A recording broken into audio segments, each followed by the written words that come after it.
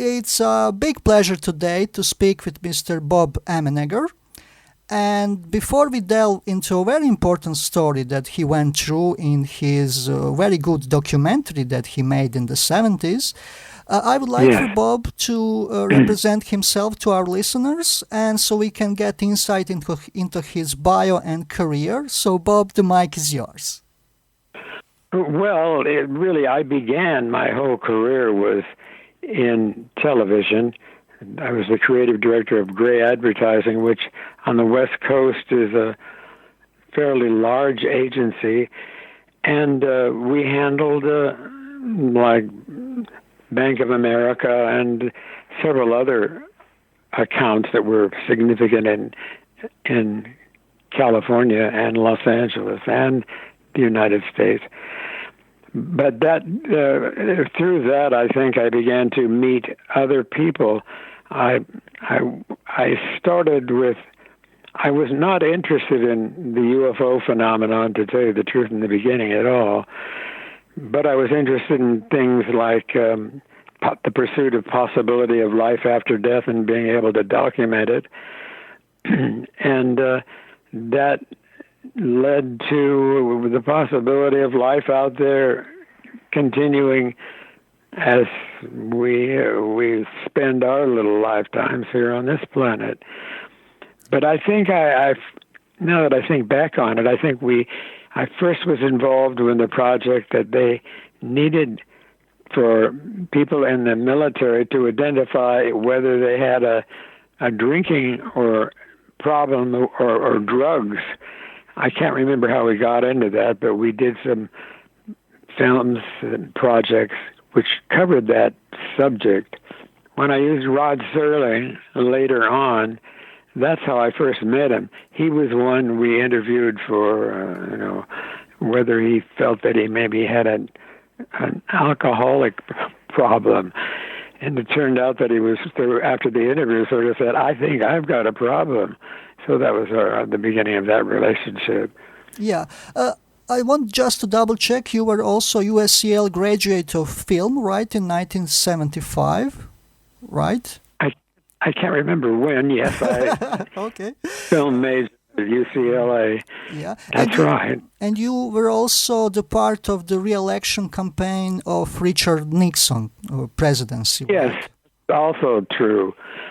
And that was all very interesting. I knew some of the people that surrounded him, Bruce Hershenson, and who later on became quite a friend of his, and he was on the staff who drove around with Nixon on interviews that were done by some British organization, but Bruce was always with him. Not that that's very significant, other than he did, I can tell you about that. Bruce was an aide to Nixon, and I got sort of hooked up with the Nixon people because of that. Yeah, and that shows that you really had good connections, you were respected in these circles, and you are an established filmmaker. We can maybe talk a little bit about your colleague, Alan Sandler, who dragged you also into these DoD projects. So maybe you can represent something about Alan Sandler and how he was also crucial for your projects. Well, he was the one that brought me in on those projects, whatever the projects were, because of my own background. The fact that, for instance, Bruce Hershenson and I were both in the Air Force together out at San Bernardino, and I grew up with Bruce Hershenson, so I knew him very well. Alan, I finally ended up co-owning a film studio with him, where we did several documentaries that were of interest at that time. In fact, they were on alcoholism and drugs, and we did a few things that brought the military in, where they wanted, the military needed films on having those in the service identifying whether they had an alcohol problem or not. So Bruce and I did a series on that. So that was introduction to the DOD people and who they were and what function that we could help play in their lives. So that's what we did, do that. Yeah. Rod Serling, Yeah. it was sort of interesting that when we began working on that one, he had earlier done a film with us on identifying whether a person had an alcoholic problem.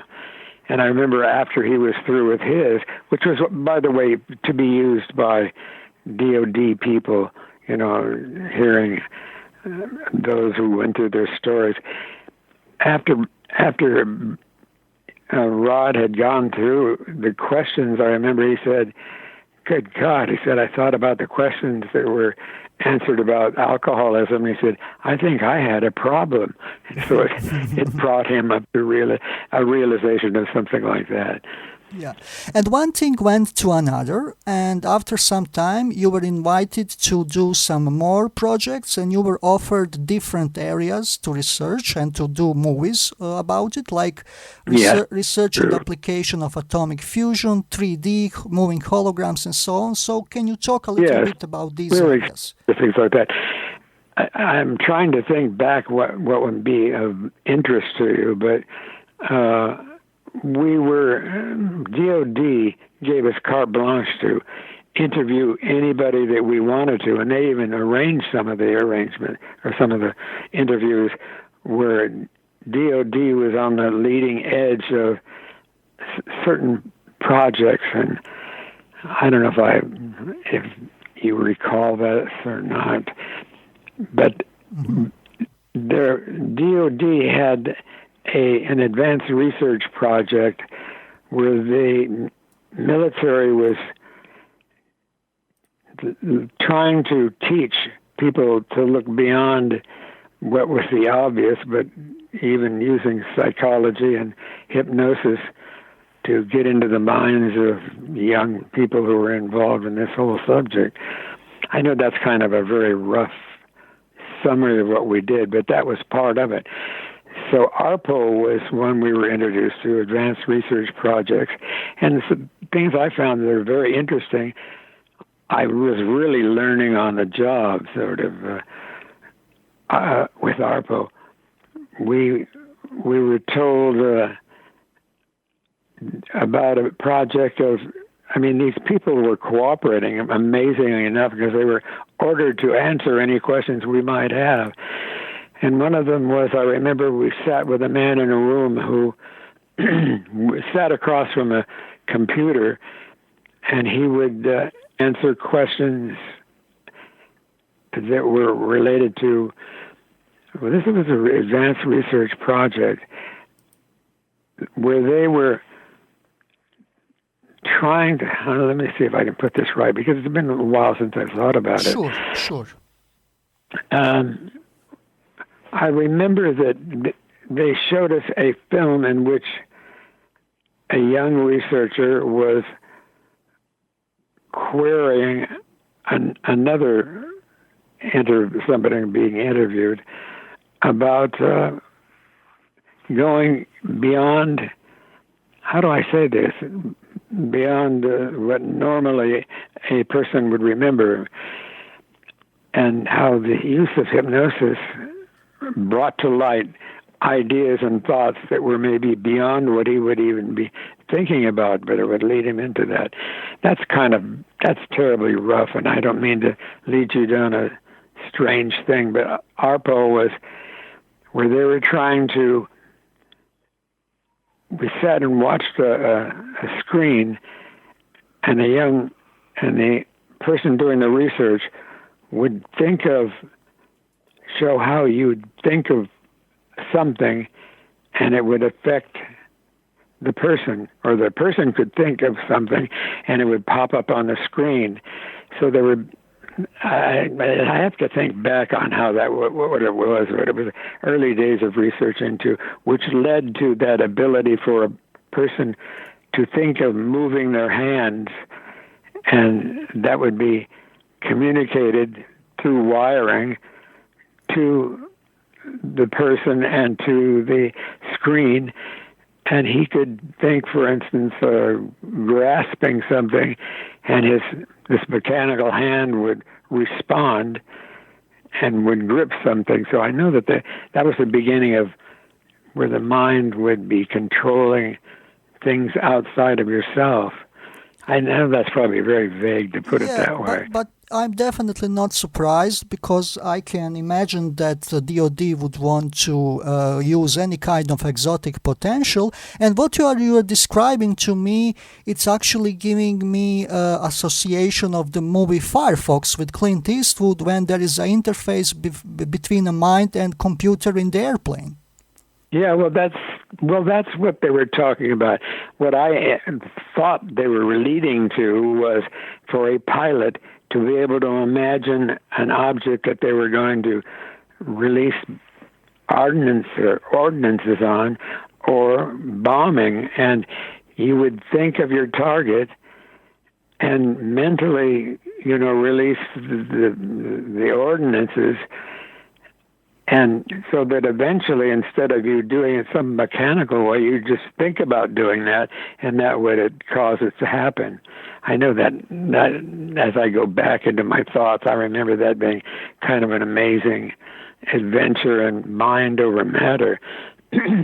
Yeah, that's definitely fascinating, and I think you also have been exposed to Superdog program and these possibilities with dolphins with bombs. And with the Superdogs and how they trained them they were used along the front edge of the military to pick up scents and locations of enemies by their voices. So that was just a part of what we were taught. No one expected us to use any of that in a film, but it was sort of an adjunct to how we extend our ability to pick up sounds, people. Like they'd send the dogs out with microphones, or not microphones, yes, well, to pick up the sounds, so that we knew where they were and we didn't translate what the enemy was saying, or our people were saying, but it was just exploring that. Yeah, and you even had insight into some application of lasers at the time, I think, right? We saw some demonstrations of it, although I didn't concentrate on that at all. But we were told by the head of the base, he would address each department person and said, "Now I want you to tell this man, me, whatever it is that your advanced exposure is to thinking and causing something to happen." Like, I imagine part of it was also, if you had an enemy, if you were a pilot, you extended your ability to control some of the weaponry by just thinking about it. Although I can't say I got into depth about that, but it certainly was eye-opening. Yeah, it was a wide exposure, definitely. And at some point, you were invited into Norton Air Force Base when they pitched you an idea for a new documentary. So maybe we could now move to that. That's what happened throughout all of these projects. We would discuss them with someone at DoD, and then figure out a way to put it into a film that was useful to our personnel. I know that's very open-ended and inconclusive, but that was what we did do. We did a lot of interesting experiments, or rather filmed them anyway. Yeah. And then you were invited into the clean room at one point, right? There, where Paul Shartle was also there. Yes, that's true. You're bringing back memories better than I'm bringing them up anyway. And how this meeting looked, what was happening there, what they were saying to you at the time? It was really, I just remember one of the most interesting, we were asked to go to the Pentagon And when we arrived, we didn't sign in. That was the usual. They didn't want any trace of us being there. So we were confronted with a lot of the men in black, which are nothing but PR men, in my opinion.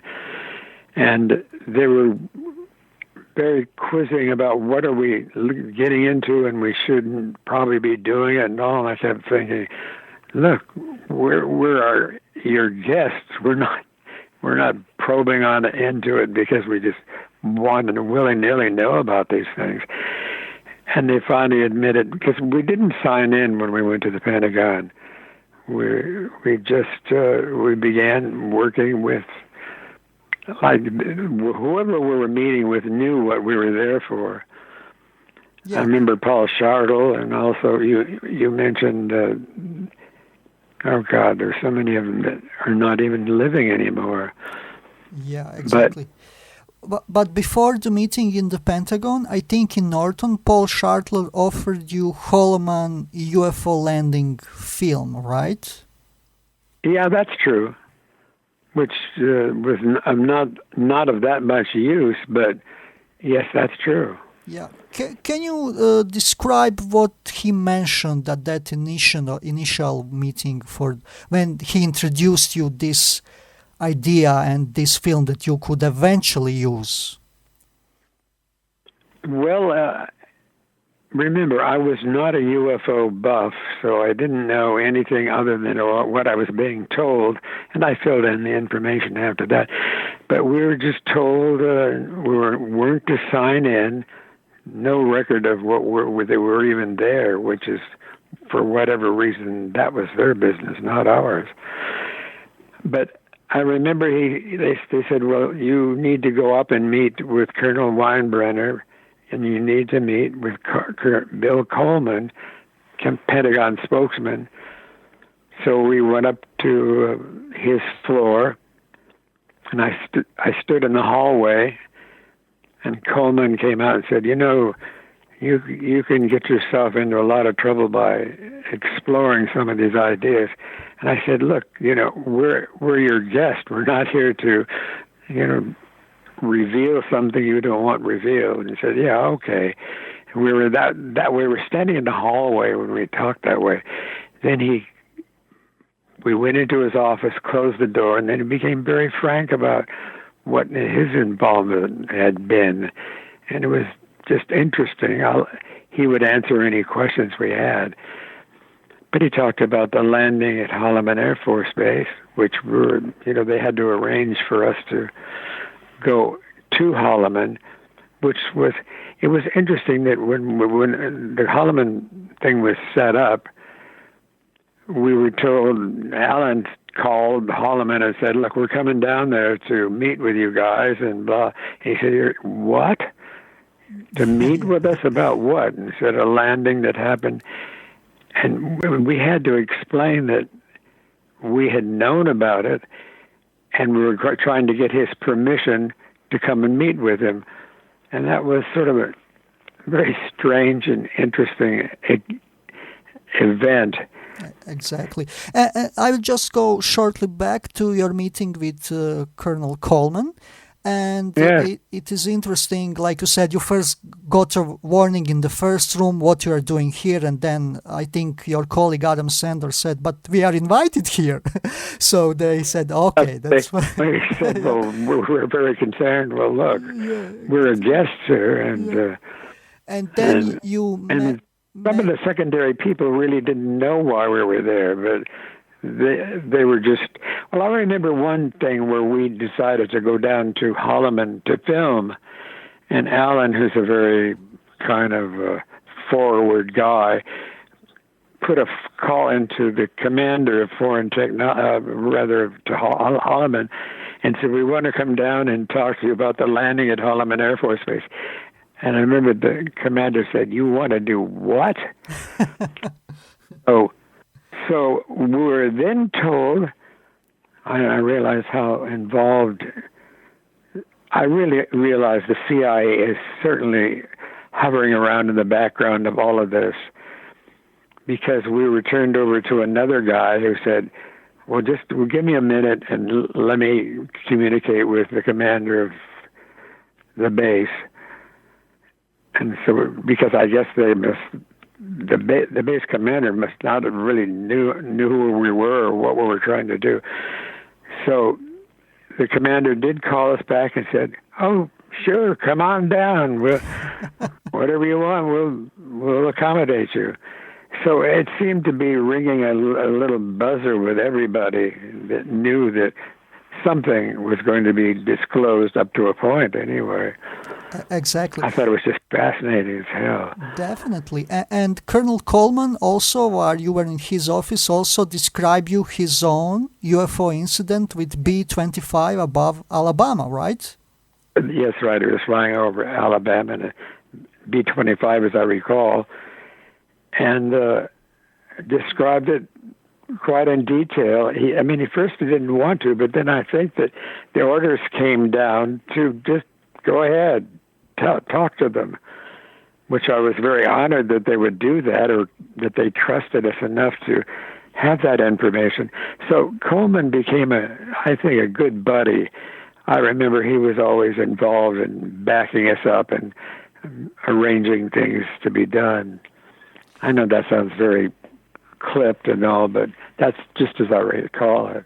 Yeah, I think he was a little bit divided there, because at one point he was a Blue Book spokesperson and he had to write lots of these releases when he would say there was nothing in there, we are investigating, but not sort of a hard evidence. But on another hand, he had his personal experience, so there is a little bit of paradox there. Well, that's right. I think I may have mentioned somewhere that Coleman was flying over Alabama, I think, as a pilot, and pursued a UFO, and that made him a total believer.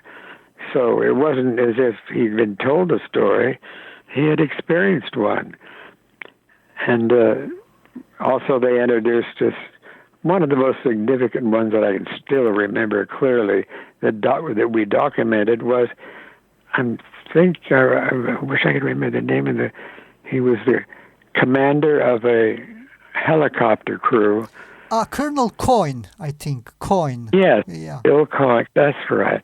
And how they were flying over wherever it was, now that I don't recall. And they were told we had the 5-man crew in a helicopter as they talked about their experience, which was, I think that was flying over Alabama, and we went up with a camera so that he could. Coyne, I think his name. Is that what? Do you remember Colonel Coyne? Well, anyway. Yes, Colonel Coyne. He was given orders to just describe what had happened, and he said as they're flying over Alabama, the crew looked out to the right and saw something approaching at a good speed toward them. And finally it came right up over them and shined a particular kind of light down into the cab. And he said all of the night equipment, they were lit for night flying, all turned a different color because of the spot that was shining down from whatever this machine was. They didn't know how to describe it. But he said that, I remember Colonel Coleman, I think, anyway, he was kind of freaked out and put the helicopter into a downward position.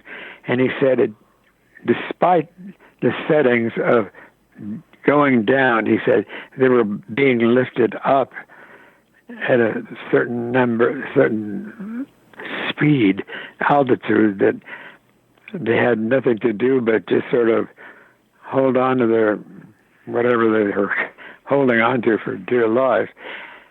And they were pulled upward, and he described how fast they were being pulled up by looking at the altimeter.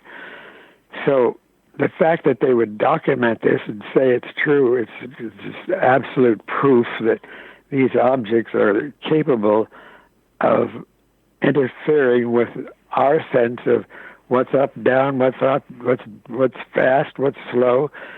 In other words, we were like little toys, and that probably is not the right word to use, but we were unable to control whatever they were able to control. Yeah, So I remember that. Yeah. That. So it sort of tells you that this isn't made up stuff. That these guys,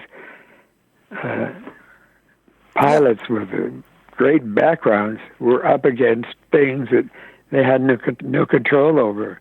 Definitely a fascinating case, and it was also featured in your documentary. And probably. Yeah, like you said. And I think somebody tried to locate Colonel Lawrence Coyne a few years ago, I think by author Leslie Kane or James Fox, I vaguely remember, but unfortunately I think they established that he died. He's not alive. Well, that's very possible. I mean, he was older at the time we did this project, and he had been, in his prime as a pilot. Exactly. Way back when we did the pictures. So. Exactly, yeah.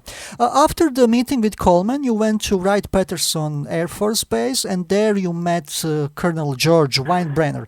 And that was a really interesting Kafkanian drama that was happening in the office. You entered into the office, if I recall, based on some of your previous interviews, and you said, like, we are here to do this documentary about UFOs and about this Holloman. What is all this story about Holloman Air Force landing, and then George started to say, "Oh, these damn Russians," and then he started to talk about MiGs and so on. Like he didn't heard the question. Just trying to avoid going into any maybe detail they didn't want to have to. But all of those, the idea that I had soon realized that it's a reality that other beings in occupying and controlling other kinds of ships were there and could override anything we could think of. So we're pretty much at the mercy of their technology. That was my impression. And, and we can always put up a big bluff about, we can do a lot of things. But I think we're a generation or two behind wherever these ships from outer planets are. That was my impression. We're kidding ourselves if we think we can get into a sort of a wrestling match with beings that are way ahead of us with their technology. He didn't sort of give you straight reply, right? But he connected you with some Blue Book heads at the time, like Robert Friend and Hector. Oh, yes. As a matter of fact, I became a friend of friends. I get calls from him. I hope he's still alive. He was, getting on in age, but I used to get a call from him maybe once a week or so, just as a friendly call. So I got to know him pretty well. He's a wonderful guy. I hope he's still alive. He'd be in his 90s easy. Yeah, he is. I just spoke with him 2 weeks ago, and he just had one media event too. So he's still looking good, traveling and giving interviews. Good for him, because he's a wonderful human being, that I must say. So I'll be, here just lounging around and the phone will ring, and I can tell by that voice, oh, there he is, our old friend Bob. In fact, I kept saying, well, can I call you Uncle Bob? He said, sure. Not that it matters. But he's not very open about some of his personal beliefs. He doesn't seem to want to get into them. I mean, he'll make an opinion, but I think Bob knew more than what he would say to the public. Yeah, sure. Can you describe a little bit your cooperation with Hector Quintanilla? And I think for the documentary you were able to get one top secret film, Vandenberg film, Air Force film, that wasn't used in the documentary in the end. There was a little sequence that we did not use. That's true. Yeah. Well, the fact that we didn't use it must have been for a reason. Yeah, can you describe a little bit details about that film? I think that three UFOs were following the missile or something like that. Oh, yeah, well, that's not unusual. That was on the West Coast that we would pick up, or out of Northern California, there was a observation of catching these UFOs, whatever they were. And that's about all I can tell you about them. I mean, we never encountered them, but Yeah, I think and that. and they really, no one really talks about them in great depth, other than they are an amazed observer, just like the public is. They never, I don't think they ever got an insight into what it all meant. Yeah, I never sure. followed it up with that. Yeah, I think that Bob Baker was an analyst of that film, and he, I think, concluded that the sequence is completely real, right? He did some analysis of it. Bob Baker. Yes, Baker, I haven't heard about him in a long time, but yes, I remember him out of the past. And Baker did just what you said, analyzing films. Yeah. So the conclusion I had was that whatever we're dealing with is we're still pups in the woods about what they're capable of doing. I got to know the people at Bentwater fairly well and arranged for a regression of one of them with a hypnotist that I knew. And he, you probably don't even know which one I'm talking about. But maybe you. John Burroughs, and there were Jim Peniston. John Burroughs. Ah, Burroughs, okay. Yeah, and I remember they were quite, someone I knew was present at that regression because I had arranged for it to take place out on the West Coast. And he said that Burroughs just really got freaked out when he was really deeply into his observation. He really panicked. There's kind of a panic. But I imagine if I was in the same position, I would be kind of panicked too, except I would realize that it is a phenomena that exists. It's not going to harm me any unless I try and go against whatever the wishes of that being is. And I just say that out of, I would hate to go up against one of these intelligences, because I think they're a stronger persuasion than we are, that we have the capacity for. We're just kind of like babes in the woods. I'm just amazed that more planets and their representatives have not shown themselves to us, because they are more capable than we are of doing anything. Yeah, but we have to continue to collect the data to try to establish more what is happening, definitely. Anyway, your story is really important and interesting. Can you just shortly say to us what Paul Shartle told you that there was on that film that was offered to you, Holloman Landing? Has he described what was on the film? Well, what I recall was that the object did appear and proceeded to, I think, one of them landed, and there seemed to be some beings, whether they look like us or not, I don't remember, exiting him. And that's about all I remember, that we have had some encounters. And that I think some of it was filmed. I don't know where you'd ever find that film. That was a lifetime ago for me. Exactly. Did you ever had a chance to see that film? I can't really say that I saw the actual one. Yeah. So I would not be. But apparently it was, somebody had photographed it. no one seems to want to talk about it or expose it, or certainly it's not in our archives that I can remember. Charlotte might have known about it and probably saw it, but I think that we just don't have that fine evidence that would really help us say, there's one of them, and that's what they really look like. So I can't, exactly. Support that. Absolutely. You are telling the side of the story that you personally are sure and that you saw. So that's what there is.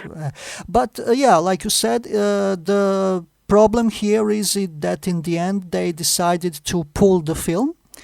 And so you... And that was their right to do it. I mean, exactly. I'm I'm a guest to them, and they were very cooperative. I got to tell you, they never shunned a question or avoided an answer. But I just lived through things that they had. I remember, as I told you, the first time we went to the Pentagon, we did not sign in.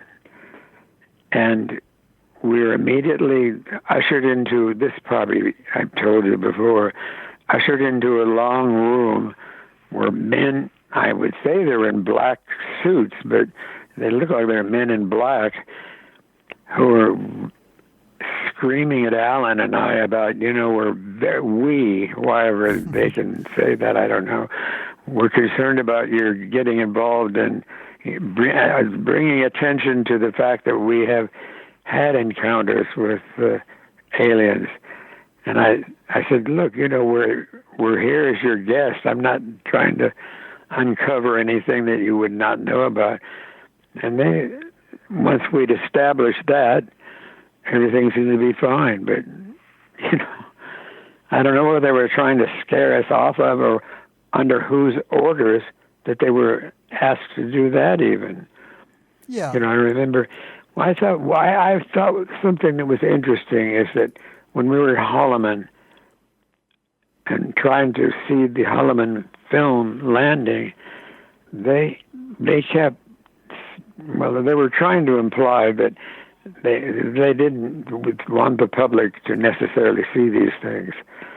So there's not much I can do. So that was it. I know I'm very abbreviated about it, but I just recalled they're concerned about bringing this all out into the public. So they weren't exactly happy they were uncovering things like this. Yeah, it looked like they were sort of splitted. Like on one hand they wanted to do it, but on another hand they were sort of a little bit reluctant to do it. Yes, I think they wanted full pardon from our government if they released any information that they didn't think was, gone through the mill and was approved. But it's sort of like everybody knew it. Yeah. Certainly. I mean, it's known to some of the departments that are doing research, but maybe they're not ready to say, okay, now we're ready to tell what we do know. That's up to them, not me. Exactly. Do you recall how they pulled the film? Was it on the Coleman's order? I think somebody went with a car and took the film. Was it something like that? Well, it was in the archives at Norton Air Force Base, as I remember. Film archives, which were shot at Holloman. And I'm not sure what happens behind the scenes. I can't control that. So. Sure, absolutely. You also, for the finale, because there was no actual film, you used illustrations and you described this event sort of hypothetically. I think in the end there was some social psychologist who was evaluating the possibilities how the people would react to alien contact or something like that. I think Leon Festinger or...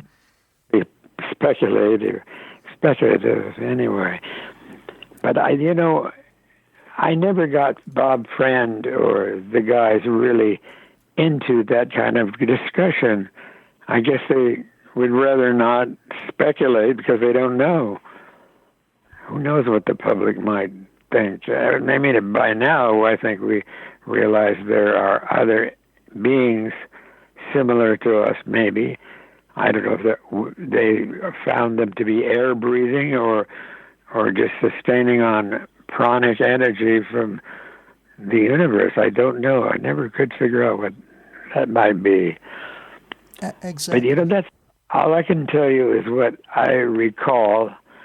But they were very cooperative, and they wanted to be helpful, even as you went up the ranks at Holloman or at Norton. They all wanted the information out, but they didn't want details that somebody could throw back in our face.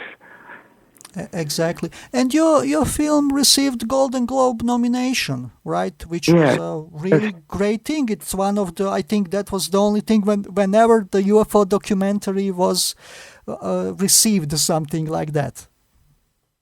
No, I don't know how it all worked out, but it did receive, recognition.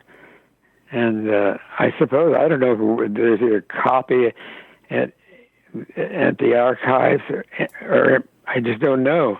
That was like a lifetime ago. Not that we couldn't pick it up and carry on forward from here, but I just haven't had the opportunity. But everybody was quite open. Yeah, and it's a really... They were all very supportive, and I think it's a great documentary, and even your book, it's a really nice companion piece and a great breakdown of the phenomena. I really enjoyed the book too. Oh, I'm glad. In the 80s, you had another meeting, and then you were offered with the second documentary by Bob Scott, I think, and General Glenn Miller in 1985. I think you also had a meeting with Hynek at one point between... Oh, I had Hynek stayed at our house on several occasions. So, yes, I got to know Hynek fairly well. Yeah, I think that Hynek was sort of surprised, because then that was a sort of a insight that he was out of the loop all this time, and Miller was telling him straight that the phenomena is real and the objects are physical. Yes, I think you've got it. Well, I think that Hynek was left behind a bit, and whether he really knew the whole story or not, he certainly had a good mind and was capable of understanding it, but I don't think that they ever brought him into the inner circle. That was my feeling anyway. And can you also, for the end, tell me the story about Weinbrenner when he was dying? I heard this story that he told the nurse that she... That was incredible. Incredible. I got a phone call from a woman who was married to the nurse that was taking care of Weinbrenner. And I thought that was very unusual. And she said that Weinbrenner wanted me to know certain things, and that what he had experienced was real. I mean, I thought, well, that's very interesting. So I had someone else meet him, the nurse, who was a male nurse, and during his dying days, and I didn't go, but I arranged for it. And Weinbrenner, I don't know how he remembers that we talked and that he seemed to believe that I should know these things. I mean, I felt honored that he would do that. And the nurse traced me down, as I probably told you. And I just never, there was another guy who was a UFO buff that I sent down there to meet with Weinbrenner's nurse. I think Grant Cameron, right? He was... Yes. Yeah. I thought, why not let Grant? He's a good journalist. He'll be able to dig it up. And I don't know what happened. I never really found out what they discussed. But I did want it to be documented that nurse had called me, and I talked to him on the phone, but I did not go down and meet with him, and I asked our friend to go down and see what he could find out. So you'd have to ask him what what became of it. Yeah, But I wanted to document the fact he was reaching out. definitely. Yeah. Do you recall? Weinbrenner's last request. I felt honored that he would even remember. But what the heck? After all these years, he sort of was feeling still that he has something to tell you after this story of Mix, and he never sort of replied to your question about Holloman. Yes, I never quite got the total answer, but what the heck? That was the phase of my my life anyway. I would love to have followed it up. I wish I had gone down and met with him, but I didn't. I wanted someone else, a third party, to document that this is all true. Otherwise, I don't want to be accused of making up a story that I got a call from Colonel Weinbrenner about something like what he was talking about. That's awkward to be the middleman on something unless you have it documented. Yeah. So Weinbrenner did know a certain amount, and I just thought I would leave it to a neutral party to take that story down and present it. So that's what happened. Exactly. Do you recall roughly what was in that last message for you? From Weinbrenner? Exactly. He just wanted me to know that it was a reality and the information is there, and he wanted it to be known. That's all. I mean, I didn't want to go too far, otherwise I'd be making up stories that I was told, but I can't document. Yeah, absolutely. That's why I had another person in the middle saying, yes, I met with him and we talked about it. So if those people were able to get something out of that, I wanted to do that. If somebody other than me would be able to comment on all of this. Exactly, yeah. I think he also said that there was like an alien that was based in Utah or something like that. But like you said, yeah, it's up to the researchers. Like that. Yeah, it's up to the researchers to check and to see. But yeah, it's a really fascinating story that he actually remembered you all this time and he left a message for you. I think that's really touching, actually. Yes, I find it so. I mean, I certainly connected with him in a human way, and he was certainly a part of the story. And I just didn't want to be, telling that part of the story as if I was making it up. I don't want to do that. I wanted someone else to present that. Absolutely. Bob, it was such a pleasure to talk with you, and I don't want to take away from you the rest of the Sunday, right? You've been very pleasant, and, I think a lot of people do make up stories, and that bothers me because I don't want to be one in a long line of people who make up UFO stories. I only know what I know or have been exposed to, so...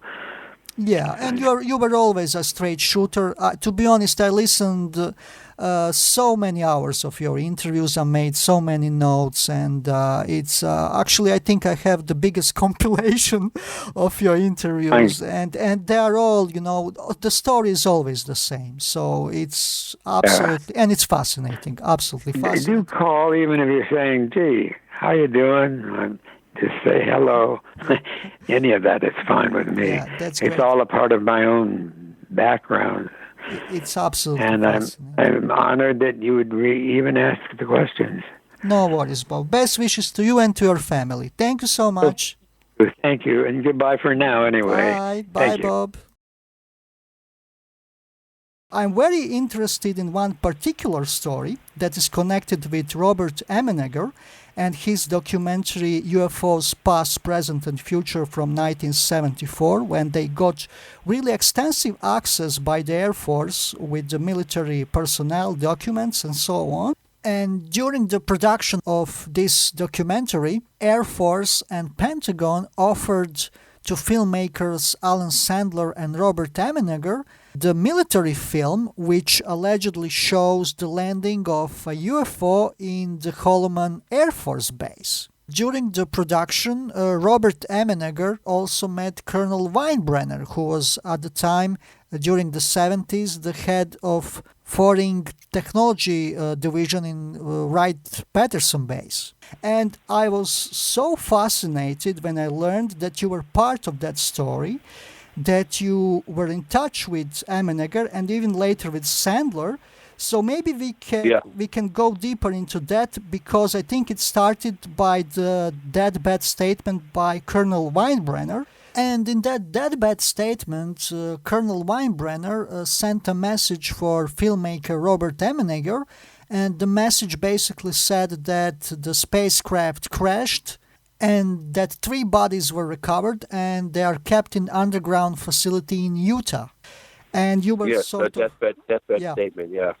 Well, you'd hear about these, there was secret meetings with, ETs and President Eisenhower, and I just think, yeah, right. And I think that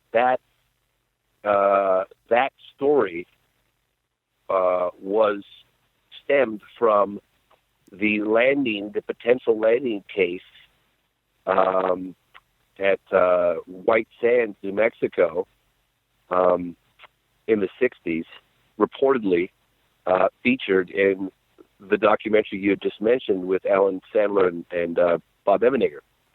And when you initially hear it as proposed, and remember that in that film, every word was carefully scrutinized by the military because, as you well know, those two had unprecedented access to military bases and personnel during the production of that film. They had unbelievable cooperation.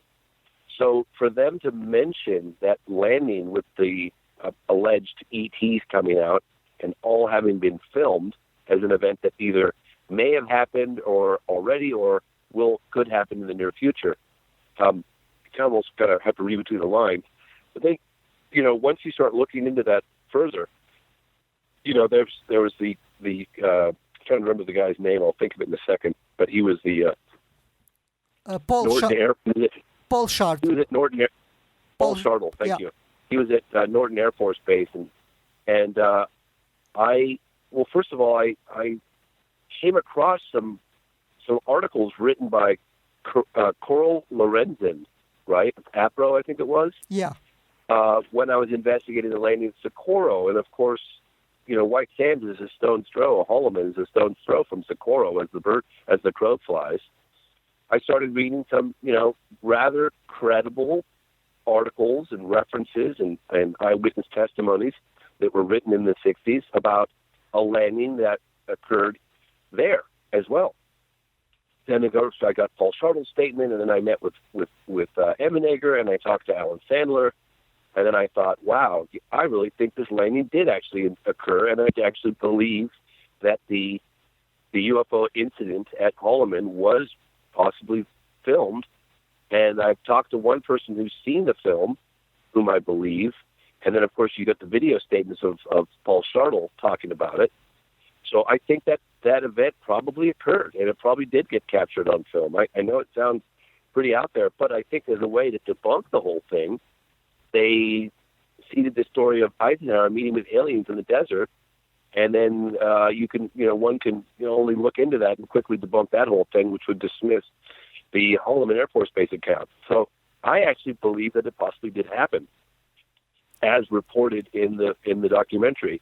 And Alan Sandler, it's such a long story. I'm trying to give you the truncated version, but Alan Sandler had basically said that he was shown the footage, thinking it was some sort of test vehicle or mock-up of an alien invasion or something of that nature, by Paul Shartle, and that the very next day, military higher-ups came down and put the clamps down on the whole thing, and he didn't even tell Bob Emenegger for 4 years that Paul Shartle had shown the footage. But he described the footage, and it's funny actually because when I want to really absorb every single detail of an event that someone either experienced or saw, I close my eyes. And when I talk to Alan Sandler about him having viewed this footage of the landing, I closed my eyes and I listened to every word so carefully so I could recreate the whole thing in my mind. And I did that. And yeah, I think that he was shown the footage and they were debriefed. So I think that, again, I think that whole story with Eisenhower meeting with aliens in the desert was created so it could basically debunk that whole thing. So I think that film footage exists. Let's put it that way. Yeah, and I do recall when you were speaking about it, when Alan called you, you stopped your car when he said that he actually saw the film. And I think this is actually huge because for years, Emenegger was the one who was giving interviews. He was speaking about everything, but oh my God, finally you got to the Sandler and he now actually told you that he saw the film. Now we actually have the confirmation that film physically existed. So maybe Alan is convinced that what he saw was something that was created. It was a flying saucer that the military was flying. So I interviewed Colonel William T. Coleman. I think he was the public relations officer for the Air Force at the time, and he's also in the film. And coincidentally, I interviewed him for our movie, and he's going to be in the opening scene of the whole movie. His encounter, that's another story. But I said to him, look, Alan Sandler claims that this is what he was shown. Did the Air Force have anything like what he describes in their possession at the time? And he said, absolutely not. It's like, okay, well, did they fake, no. So Colonel Coleman wouldn't confirm that was a legitimate UFO landing that was captured on camera, as well as the occupants getting out. But, Alan Sandler definitely saw it. He said it wasn't created in the studio. And again, Alan just thought he described even the way the thing came down and wobbled. As he said, just like in the sci-fi movies, a seamless door opened and dropped down, and these guys came out. And he described the headgear. And the interesting thing was, I believe, that he said it was shot from one angle on a tripod, so they were anticipating the arrival of this thing. Enough time where, you could get the tripod out, right? Because as a cameraman, you don't just happen to have a tripod right there as a UFO comes down and lands. So it seems like they were either waiting for it or knew it was coming or something. And why not? I mean, a UFO landed, just, what is it, a year? I don't know if it was a year before or a week earlier. I don't know. In April of '64. It's Socorro, New Mexico, so why not have Holloman and why not have cameras that they could have filmed it? I mean, why not? Yeah.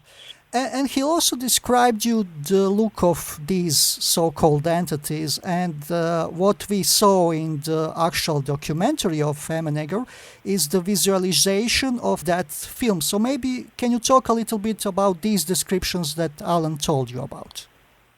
Yeah, he just said that two of them came out. I believe the two that came out were a little bit smaller than the third one, and that they had tight-fitting suits on, and that they had long, really big noses, no chin, slits for mouths, vertical slits for their eyes like a cat, and they had some kind of headgear, and then some kind of what he thought might be an interpreter that they were holding in their hand that it could speak into and it would translate. Something. But again, he was speculating. I don't know. That's what it looked like. That's what he told me. He said two flanked the exit of the craft, and that the third one came out and met with military commanders, and I think he said got into a jeep or a military vehicle and then drove off and left the disc sitting there on the ground with the two guys flanked on the exit. That's what he said. Yeah. But he described the way it was coming down. He felt like maybe it was in trouble or something. The way it kind of floated down. It was kind of wobbling as it came down, which is, I've heard that so many times from eyewitness accounts. I'm not sitting there saying definitively that was an alien spacecraft that landed at Holloman Air Force Base. It was captured on film, but that's certainly what it seems to have happened. Do you know what I mean? And Alan is not out there trying to sell his story or go on camera and talk about his story. Emenegger knew that the film exists, believes the film exists. Emenegger knew Paul Sartle. Paul Sartle swore up and down this film footage existed. Paul Sartle showed it to Alan Sandler.